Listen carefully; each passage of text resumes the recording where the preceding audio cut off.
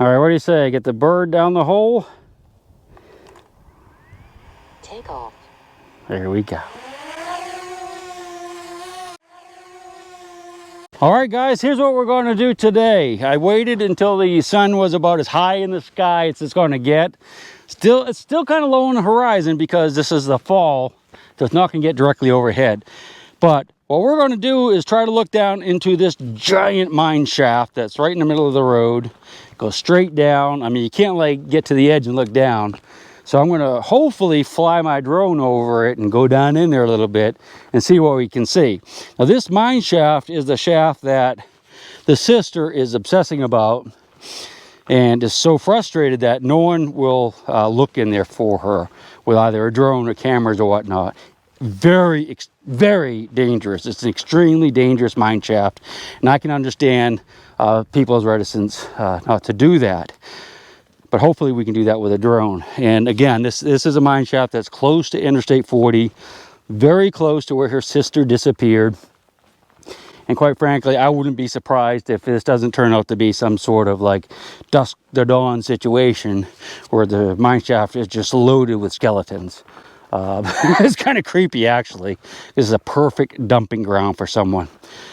All right, let's jump on the bike. We'll head up there. You notice I have my security camera out so that if anybody comes near my camp, I'll have a picture on my phone and I can zip over here real quick if they look like bad hombres. How you like my milk crate? I had to install that because the backpack is full of water, and boy, I tell you, it about killed me the other day when I was out. Down this road, gonna hook a left about 3 or 4 miles, and we'll be to the shaft. I think I'll be able to find it today because I checked on Google, and we missed it by just a little bit the last time we were down there. So I hope the mirrors aren't in your way, but I have to fold them in so that the branches don't get them when I'm going down the trails. All right, let's do it.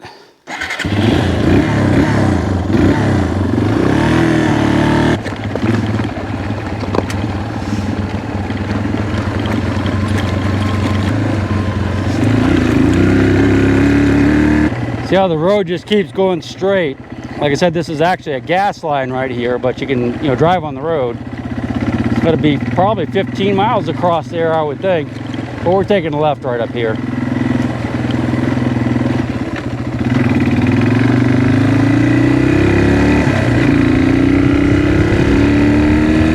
I want to stop here for a minute because this is weighing on my mind a little bit. If you look up here, that's the cell tower that we got the last ping on the phone. So the phone was in this general area when either she turned it off or someone else turned it off. I don't think you could really easily get a tractor and a trailer down this road because there's some big washouts up here, and I'll show you them when we go through. So I don't think he came this far. The only problem is there's a little series of texts that they went back and forth with, and the dude seemed to indicate that Cara may have gotten into another truck. Now, he didn't say it was a tractor and a trailer, he just said a truck. If that's the case, then this is an area that could be of interest right here. When I was here last year, there was like a dude up in here, and he was really freaking skeevy. And when the sister first contacted me, this is the first place I thought of, and that skeevy dude that was up here, he actually had a dead battery, and I helped him, but I kept my sidearm on me the whole time because he was freaking me out. But I couldn't just let him sit out here by himself because it's, not a good area to do that. And you can see there's people do camp here. I think what I'm going to do is my bike's right there. I'm going to go ahead and walk up on top of this hill real quick and just take my binoculars and glass around out in the desert at the bottom to see if there's any signs of anything, any clothes or bones or anything like that. Now, again, the mines are right up in front of us. We'll be to that soon. So I'm up on top of the little hill. You see people come up here. They built a little wall. We'll walk over to the other side and look too. A little bit out of breath. Sorry about that. Jeez, out of shape. Okay, I'm going up in the high peak here. Yeah, okay. I'll look around for just a couple minutes. So I looked around from there, didn't see anything, so I came over to this other hill. Again, I don't have high hopes for this area, but that was just my, some of those little shelters. First weird feelings when I talked to the sister was checking this area out. Not seeing anything just offhand, but all right, so I didn't see any signs of anything up there. I did want to show you this. I would not recommend buying these binoculars. I don't like quite the Christmas of them, but big, heavy, clunky binoculars. I got 10 by 50, so I get a nice wide angle view. And with the big optics, it's really good with low light too, like in the evenings. I actually have some a Pentax at home that I like much better than these, but my wife took them to use for like looking at birds outside. So I bought these as a spare, and I don't like them quite as much because they're not quite as clear. I need to get some really good binoculars, you know, that have just like super crisp optics, but God, they're so expensive. They're really good ones. This was like a couple $100 at the most.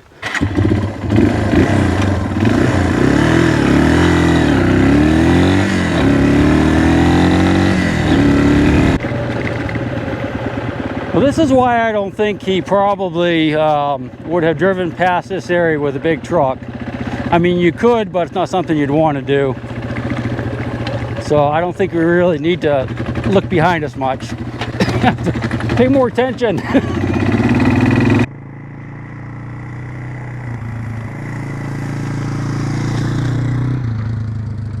All right, this is the road to the mines that we're going to check. If you look up there, you can see a tractor trailer pulled off the side of the road. That's one of the interchanges I want to check where the guys sleep at night and during the day. I-40 is right there. Looking down through the valley, you can see the trucks coming up through the valley. And the rest area is more or less, well, you can see the train way off in the distance. The rest area is to the left of it, so it's like halfway across the valley. We're going to go down this road just like we did yesterday. I missed the mine yesterday because it was like a slight left and I made a right, but I know exactly where it is today.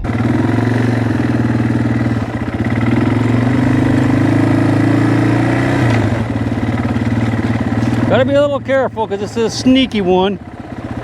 There she is.